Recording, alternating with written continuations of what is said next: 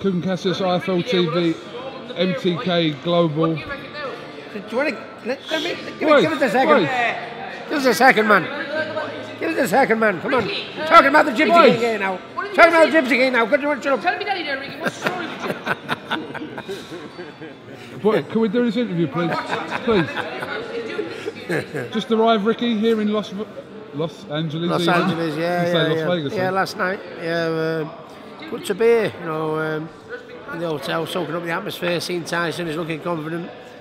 A few push and shove-ins at the press conference the other day, but I think Tyson looks in good form, looks confident, looks in great shape. I think the Wilder's the one that's acting a little bit out of character, if it was for me, which is always a nice sign. What did you make of him? He was kind of snapping at the media. He was snapping at the media, and there was one particular interview, I can't remember who it was, and he was saying something, and it wasn't making any sense.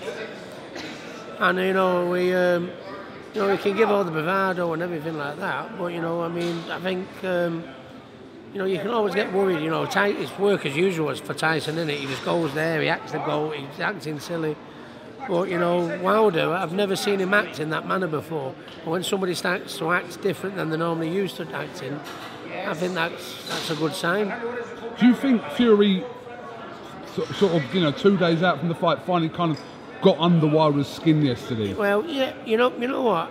If you remember the build-up to the 24/7 with Mayweather, with myself and Mayweather, I was laughing and joking, and then when it come to 2 days out before the fight, when I've normally been the laughing and joking type, at the weigh-in, I stuck the nut on him and started pushing and shoving and started giving all that sign and all that rubbish. So, in many respects, Floyd's tactics work. And I see very similarities in what's happened this week. Wilder's obviously, he's not bitten, he's laughed and joked, he's going to want along with the laughing and joking. But I think the last couple of days he's snapped and lost it, which is a good sign for Tyson's point of view. Yeah. Tyson Fury's got history of this kind of thing. Obviously, a lot of people say that he'd already got into Vladimir Klitschko's head at that press conference where he rocked up as Batman, and these kind of psychological games, if you like, they do play a part, Ricky. Absolutely, and he's done it again. Mayweather did it with me. I was laughing and joking and everything, but then when I got to the weigh-in, my head fell off. And I think I carried that into my performance, I think it'd be fair to say. But Wilder's acted very different, very out of character. It's not like him to do this. And I think Tyson's done his magic again, to be honest with you. I really has. I think he's wound him up the wrong way. And to be honest with you, we want him to get a little bit. I mean, he's ragged anyway, and he throws them big haymakers from all angles. I think Tyson's worked a treat. It's just work as usual, isn't it, for Tyson? He just turns up and he acts the goat again. But I think he's played it off to a T as normal. All he's got to do now is when the bell goes, carry it out. We saw at the press conference yesterday the two teams kind of clashing, and members of Team Fury chucking haymakers at Team Wilder. You weren't there, which was probably a good thing because you would have got right stuck in there. Because they'd have all hit me, wouldn't they? Never been good for me defence. I'd have been right in the middle. I'd have got pelted. But no, it's the only thing I will say is, like, when I took 40,000 fans over to box Floyd Mayweather, I think there's certain Americans in certain quarters didn't like it, and I will forever to the day. I think they thought, they put that referee in. I think honestly, to and I'm not saying I'd have beat Mayweather, but I just wanted a fair crack of the whip, and I hope Tyson's coming over here giving it that. I took my fans over, they didn't like it. They won't like Tyson's antics. I just hope they do the right thing, by the referee and the judges. Listen, the best man wins. I don't think I got a fair crack of the whip that night, and I'll always stay by that decision. I think certain people in certain quarters didn't like us taking over their hometown, and even though Tyson's not brought as many fans over, he's given them the same, and I just thought, where the referee went in and wouldn't let me near him, I hope that they have a referee that when he gets near, they break him when they need to break him. I don't know. I mean, they're only heavyweight champion of the world. They've not got a great deal of heavyweights coming up behind Deontay Wilder. I think they want to hold on to this title as much as they can, just like they wanted to hold on to Floyd's undisputed title. They didn't want that title to leave Vegas, and I think it showed in the way officially it was handled. I just hope Tyson gets a better crack of the whip than I did. Obviously, much publicised, you know, Tyson's corner will consist of yourself, Ben Davison and Freddie Roach, and you know, we spoke about this in Manchester last week. You know, you're hoping that this is kind of the right ingredients and Tyson has everything he needs, preparation-wise, corner-wise. Ben's, even though he's very young and inexperienced as a coach at this level, trust me, he's not behind the wall, Ben. I've seen him in the gym, I've seen him in action, I've seen him in the shape he's got Tyson in. I speak to him when he was in my gym in Manchester, speak to him on a daily basis. He knows exactly what he's on about.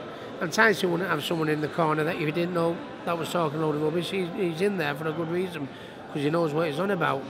And I'm not saying I'm the best coach since sliced bread, but what a position for Ben in that minute. He's the coach and he has the final answer.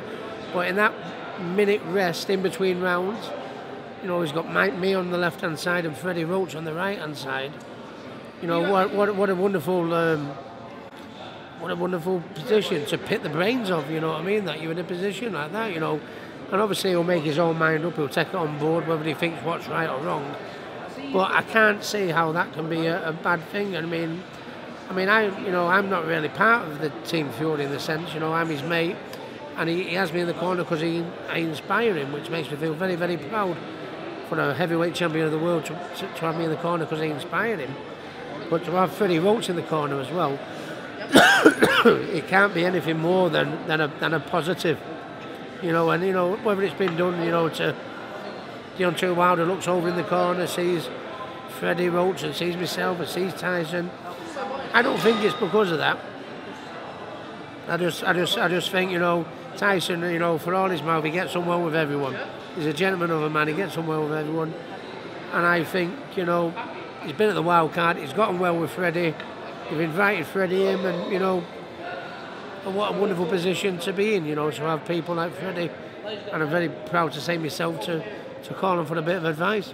When you and Tyson posted that picture almost a year ago at your gym, where you looked like you were kind of similar weights, you know what picture I'm talking about, don't you? With your tops off. Yeah. I'm not having a dig, I'm just saying. No, you're not having a dig. Go on, what's the No, I final was going to say, did you final? think then... I was just hoping, I hope they think I'm the one on the left. But would you have seen kind of what's happened in the 12 months that, he's 2 days away from fighting for the WBC world title against Wilder in America? Could you have kind of seen any kind of situation like that back then where he was like 27 odd stone? Not at all, right? Not just from his weight point of view, from his frame of mind. It's well documented he wasn't in a nice place as well mentally. But I think by the time he gets in the ring fight now, he lost about 10 stone. That's my whole body weight when I was in my prime. Do you know what I mean? It's an unbelievable, thing. And it's like, Anthony Joshua has done the country proud, and he'll continue to do the country proud. And I'm a big Anthony Joshua fan, not just as a boxer, as a person. But, we've been talking about the Joshua fight and the Wilder fight for a good couple of years.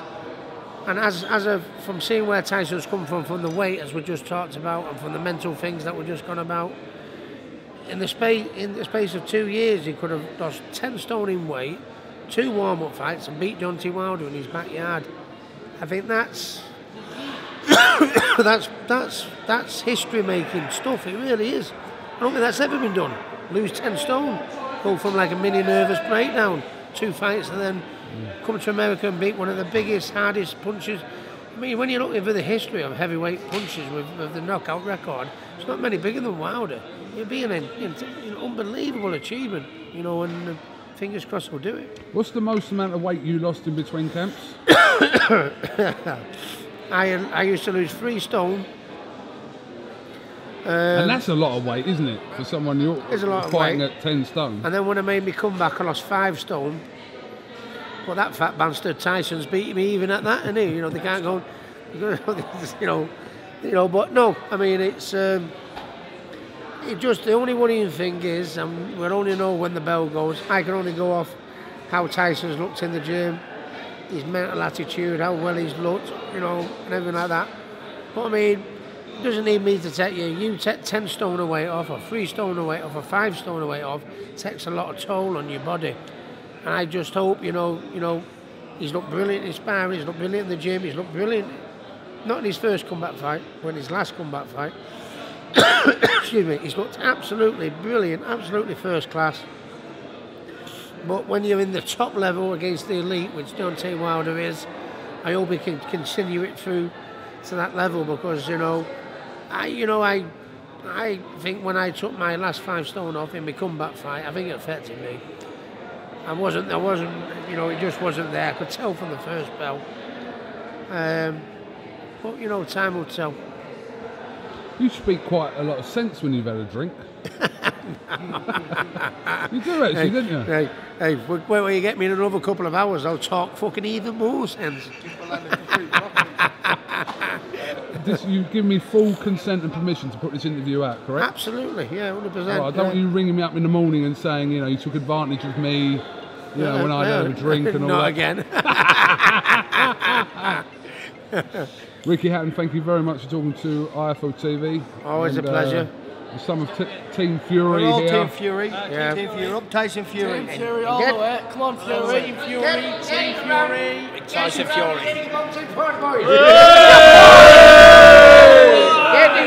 Get the Jaegers in front of me. Team the Gypsy King, come on now. Down it. Tim, get on me, Tim. Tim. Oh, go on, Tim. Tell him what Tim's here now. Go on, Tim. How are you? No worries. Ricky Hatton, All the best. thank you very much. Tim, you're not allowed to drink, man. Get me a beer now. Go on. Well, make it out yourself.